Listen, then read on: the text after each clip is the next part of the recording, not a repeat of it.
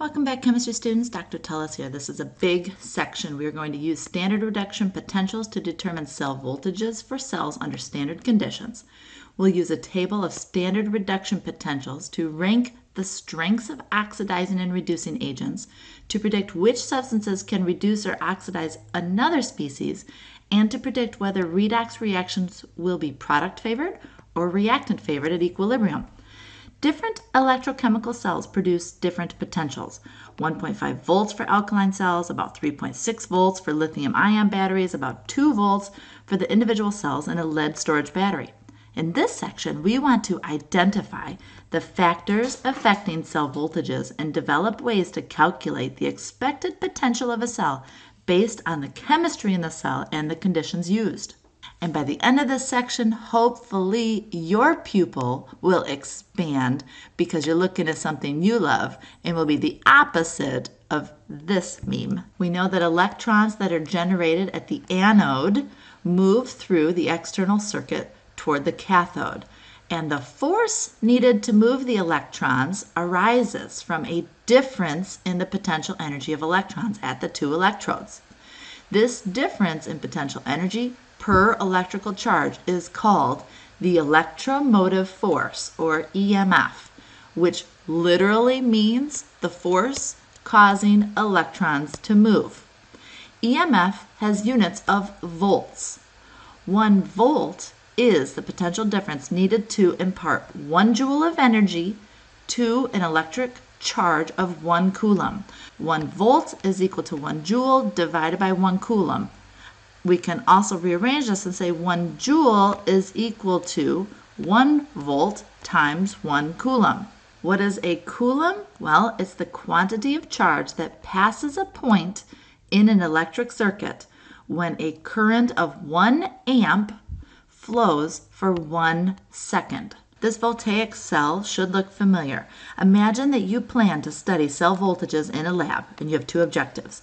1, you want to understand the factors that affect these values. And 2, you want to be able to predict the potential of a voltaic cell.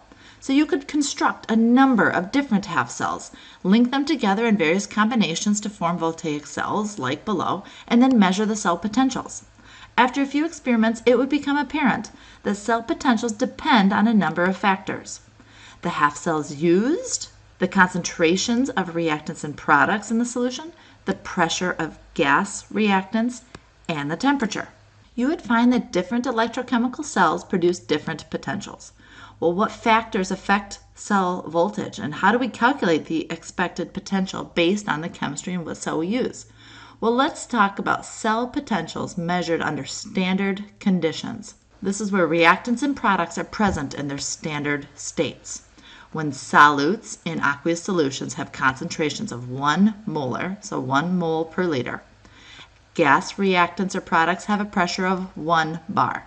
A cell potential measured under these conditions is called the standard potential and is denoted by E naught cell, and that's also at 25 degrees Celsius or 298 Kelvin unless otherwise specified. So this is our standard potential measurement is E naught cell. But here's the thing, individual oxidation, reduction, half reaction E values, and sometimes that E naught cell is simplified to just E naught. That tells us it's our standard value. They cannot be measured directly. They are measured relative to a standard reference cell. Similar to when we measured enthalpy and Gibbs's free energy, it was established by choosing a reference point.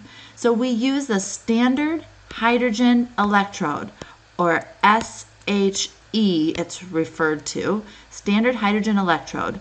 Knowing this, we set that cell to 0 volts. So then we can measure, let's say, zinc to zinc plus 2, or Fe3 plus to Fe. When we measure those, we measure it in comparison to the hydrogen electrode. Suppose you set up a number of standard half cells and connect each in turn to that standard hydrogen electrode. Your apparatus would look like the voltaic cell below. But let's look at 3 aspects of this cell. Number 1, let's look at the reaction that happens. The reaction occurring in the cell could be either the reduction of zinc plus 2 ions with hydrogen gas or it could be the reduction of H plus ions by zinc. In this case, we know that the reduction of H plus ions by zinc is the product-favored reaction at equilibrium. Let's look at the two reactions that could happen. We could have zinc plus 2 reducing to zinc solid, right? Going from a plus 2 to a 0. And we know if that's reducing, that then we would have to have H2 going to H plus. So that would be oxidizing. If one reduces, the other has to oxidize. That's why the H plus would not be on the left, because if I had H plus going to H2, that would also be reducing.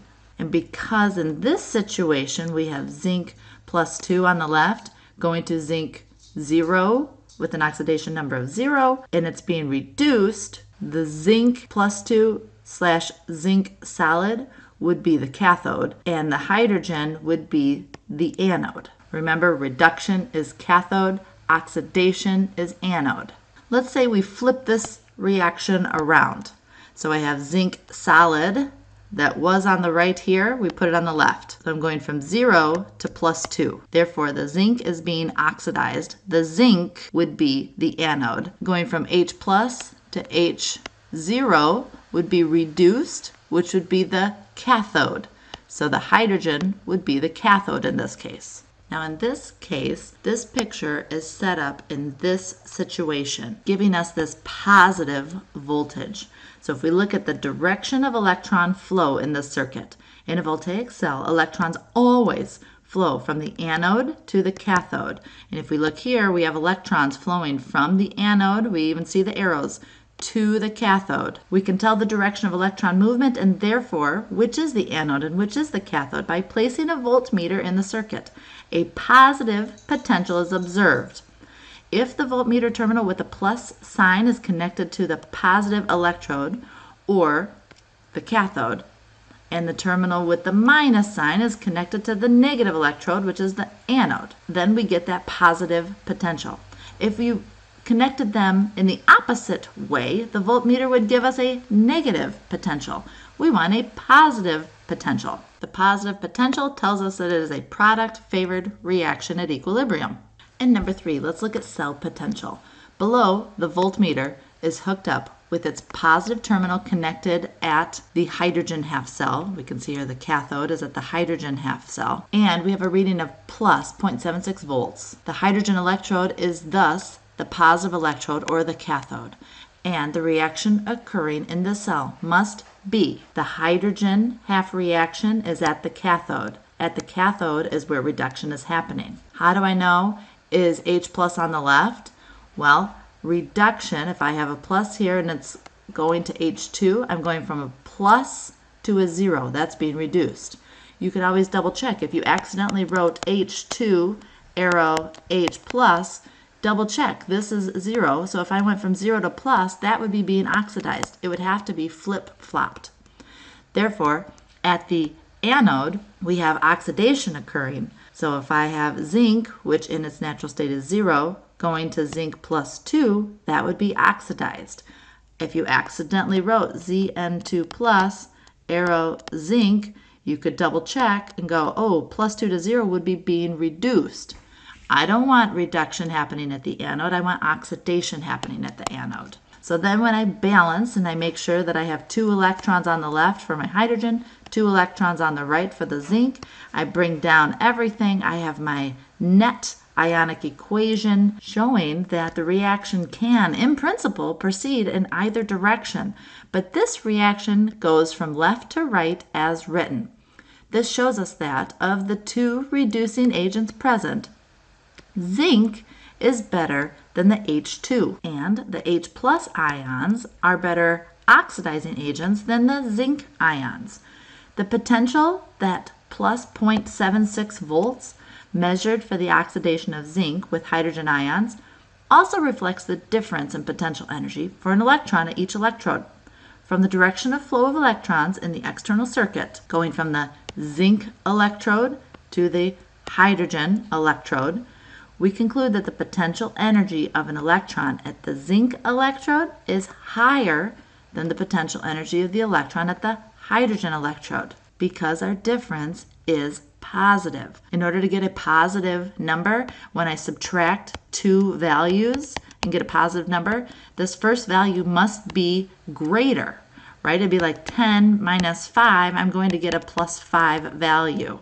If this number was 5 and this number was 10, I would get a negative value. So this anode, the zinc electrode, has got to have a higher potential energy than the other guy. Hundreds of electrochemical cells like that shown in the previous slide can be set up, allowing us to determine the relative oxidizing or reducing ability of various chemical species and to determine the electrical potential generated by the half reaction under standard conditions. So the half reactions are written as reductions. Oxidizing agents and electrons are on the left side because we're showing all reduction reactions. Look back here, our reduction reactions with our hydrogen, our She standard hydrogen electrode. Notice that I have my H pluses and I have my electrons on the left. Therefore, the reducing agents are on the right side. And when we have this table, they're listed in order of decreasing standard reduction potentials. Here is a snippet of the table that you would see. Here is our hydrogen listed at a standard reduction potential voltage of 0.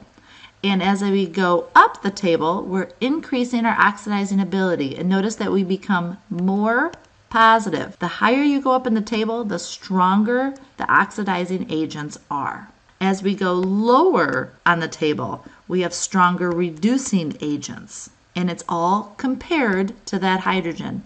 Notice that we can see here as we go up, they are better oxidizing agents than the H+. As we go down, they're better reducing agents than H2. By doing experiments such as what we just showed with the zinc previously, we not only learn that relative oxidizing and reducing abilities of various chemical species, but we can also then rank them quantitatively. Here's a bigger table showing standard reduction potentials. The appendix in the back of your book shows even more. Again, the half reactions are written as the oxidized form plus electrons to give the reduced form. For example, iron 3 to iron 2, that's being reduced. So I have my oxidized form plus the one electron reduces it to Fe plus 2. So my oxidized form plus electrons to give the reduced form. The species on the left side of the reaction arrow is the oxidizing agent, and the species on the right side of the reaction is the reducing agent. Remember, if it's the reducing agent, it's being oxidized. If it's the oxidizing agent, it's being reduced. We know that Fe plus 3 is being reduced to Fe plus 2. So this is the oxidizing agent. This is the reducing agent. And the value given is called the standard reduction potential.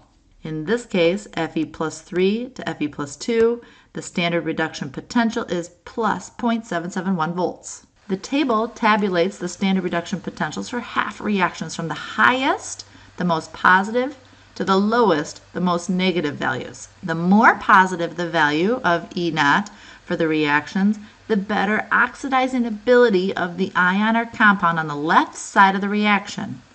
That means F2 is the best oxidizing agent in the table. And if we look at this table, notice right here, F2 is the best oxidizing agent. And the lithium ion at the lower left corner, right down here, the lithium ion is the poorest oxidizing agent because its E value is the most negative. The greater the reduction potential, so the more positive it is, the greater the tendency to undergo reduction. The more negative the value, the less likely this reaction will occur as a reduction, and the more likely the reverse reaction will recur. So looking at Li solid, it is the strongest reducing agent in the table. Right here, Li solid is the strongest reducing agent in the table. And F minus up here is the weakest reducing agent in the table. You can even compare it right here where it says as we go down, we increase strength of reducing agent. So this LiS is the strongest reducing, and as we go backwards, way up here, obviously is the weakest reducing agent. You can then use these values to predict the direction and cell potentials of redox reactions. The reaction between any substance on the left in this table with any substance lower than it on the right is product favored. This has been called the northwest-southeast rule. For example, let's look at zinc.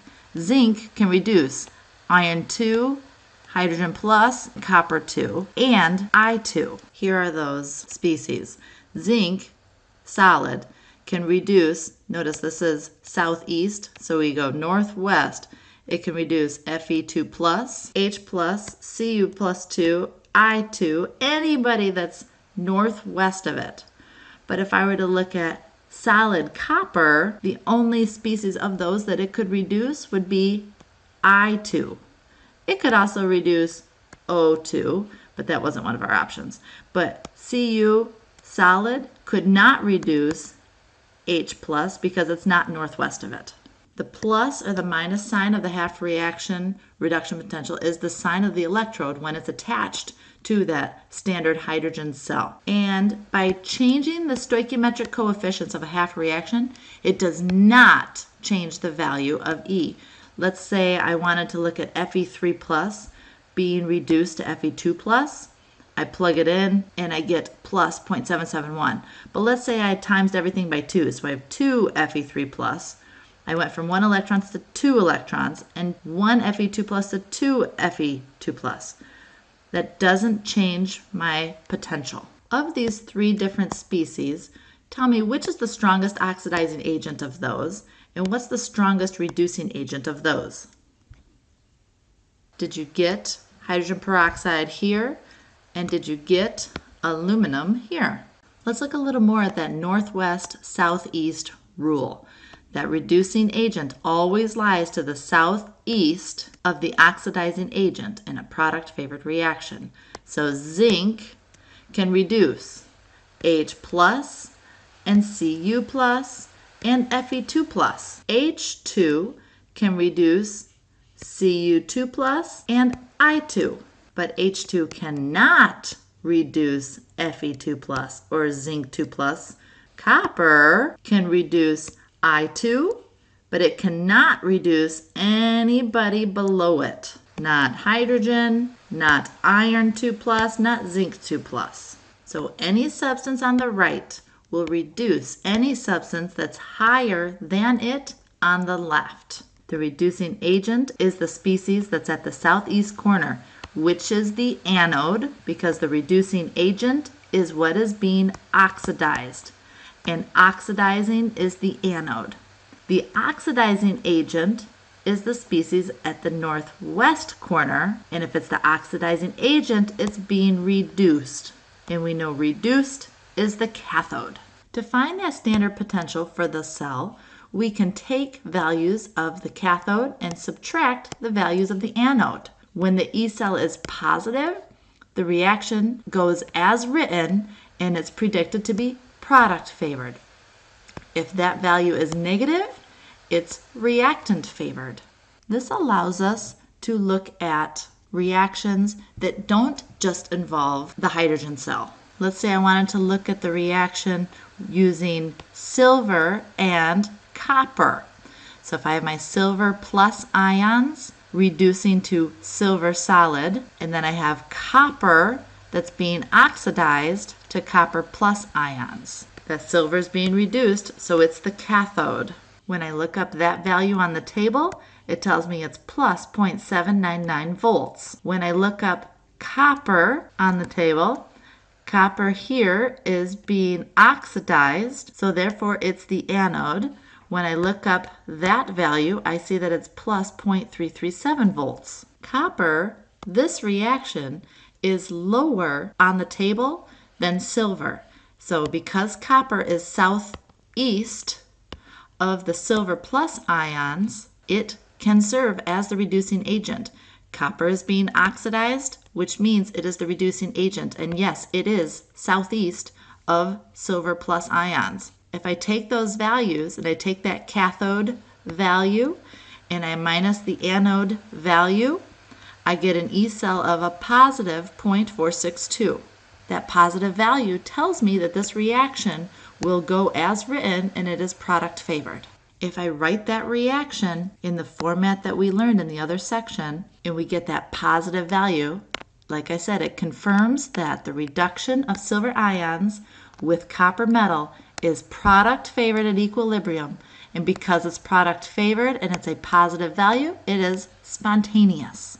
Let's say I wanted to find the E cell for the reduction of copper 2 ions with silver metal. So I would say, okay, reduction of copper plus 2 ions. I would say, okay, there's my copper plus 2. It's going to be reduced to copper solid, so it would take 2 electrons. If it's being reduced, it is the cathode. Then I would say, okay, I'm starting with silver metal. If it's not the reduction, oxidation is happening. So I'm going from 0 to plus ions. Balance both of those out to make sure I have 2 electrons on both sides. Oxidation means that's the anode. I find my net equation, and then I take those values that I found for copper plus 2 and for the silver. I take those values and I do the cathode minus the anode. The cathode, in this case, the copper value is 0.337. The anode now with the silver was 0.799. And when I do that math, I get negative 0.462. That negative sign tells me that as this is written, it's a reactant-favored reaction at equilibrium, and therefore it's non-spontaneous. For this reaction to occur, we need to provide a potential of at least 0.462 volts onto the system by an external source of electricity. Here are 5 half reactions that were taken from the appendix and arranged with the highest, most positive E value to the lowest, most negative E value. So on the left, the list is headed by chlorine gas. This is a strong oxidizing agent. We know as we go up in our list, we're increasing the strength of our oxidizing agent. And because it's a strong oxidizing agent, it is easily reduced. At the bottom of the list, we have zinc plus 2, an ion that is not easily reduced, so it's a poor oxidizing agent. On the right, we're headed by chloride ions. And because Cl2 is a strong oxidizing agent, the chloride is going to be a very poor oxidizing agent. On the right, we have Cl- ion that can be oxidized to Cl2, but only with difficulty. It is a very poor reducing agent. At the bottom, we have zinc metal. It is readily oxidized, and it's a good reducing agent. We know as we go down, our reducing agent capability increases. In this list, from strongest to weakest, oxidizing agents and reducing agents, Cl2 is a very strong oxidizing agent. It's at the top left of our list. So it'd be chlorine, then silver, then H+, then Ni2+, and our weakest would be zinc 2+. If we look at our reducing agents, we're looking at the right side, and we would see that it'd be zinc would be strong, and then nickel, and then H2, and then silver, and then chloride. Also notice that the value of E cell is greater the further apart our oxidizing and reducing agents are on the ladder. If I looked at zinc versus chlorine, so this reaction versus this reaction, and to figure out who's the cathode, who's the anode, I always look at my oxidation numbers. Zinc went from 0 to +2, so it's oxidized, so it's the anode. Therefore, chlorine went from 0 to -, it's been reduced, so it's the cathode. So I'm going to take my chlorine value and subtract the zinc value. So if I go back here, I'm going to take my 1.36 minus a negative 0.76, which means when we minus a negative, we're going to add, giving us an E value of 2.12 volts. Now let's compare two that are closer to one another, like nickel and hydrogen. Let's figure out who's the cathode, who's the anode here. Nickel went from 0 to +2, So it's been oxidized, which means it's the anode. That means the hydrogen is the cathode. Hydrogen's value here we can see is 0. And the nickel value here is negative 0.25. So 0 minus negative 0.25 is going to, minus a negative is adding, so 0 plus 0.25 will give me an E value of plus 0.25. We can see here that this E value of 2.12 is much more strongly product favored than this smaller value is. I have just a few slides of practice problems. Pause the video here and answer these 3. If we rank the halogens in order, fluorine would be the greatest, then chlorine, then bromine, then iodine. Hydrogen peroxide is a weaker oxidizing agent than F2, but it's stronger than Cl2. And the halogens, only F2 is capable of oxidizing gold to gold plus 3. And to solve for part C, if I'm looking at a halogen that's capable of oxidizing, that means it's the oxidizing agent, and therefore the halogen would be the cathode. So if I looked up fluorine's E value, it was 2.87. And gold, therefore, would be the anode, since it's being oxidized, and its value is 1.50. So fluorine's value minus gold's value gave me an E cell value of 1.37 volts. And if I looked at chlorine's value being the cathode, since it would be oxidizing gold, if I did that math, I got negative 0.14, telling me that it would be a non-spontaneous reaction. The positive value would be spontaneous. So fluorine is the only one capable of oxidizing gold. Pause here to figure out this math. Here was my thinking. I had to figure out who was the cathode, who was the anode. So I assigned my oxidation number. Zinc went from 0 to plus 2. So it was oxidized, therefore the anode. So I looked up zinc's value, and it would be my second number. Zinc's value is negative 0.763. Copper went from plus 2 to 0, so it was reduced, therefore the cathode. So I looked up copper's value on my reduction potential list, and it told me 0.337. Because it's the cathode, I do cathode minus the anode, so 0.337 minus a negative 0.763 gave me a value of 1.10 volts. And then the nickel and the copper, I saw that the nickel was oxidized. Nickel's value was negative 0.225. Copper went from plus 2 to 0. It was reduced, so it's the cathode. Copper's value from up above is 0.337 minus a negative 0.225 gave me a value of 0.59 volts. Last practice problem, pause here. Going from least to strongest, or strongest to weakest, it doesn't matter. But tin would be the strongest and mercury would be the weakest.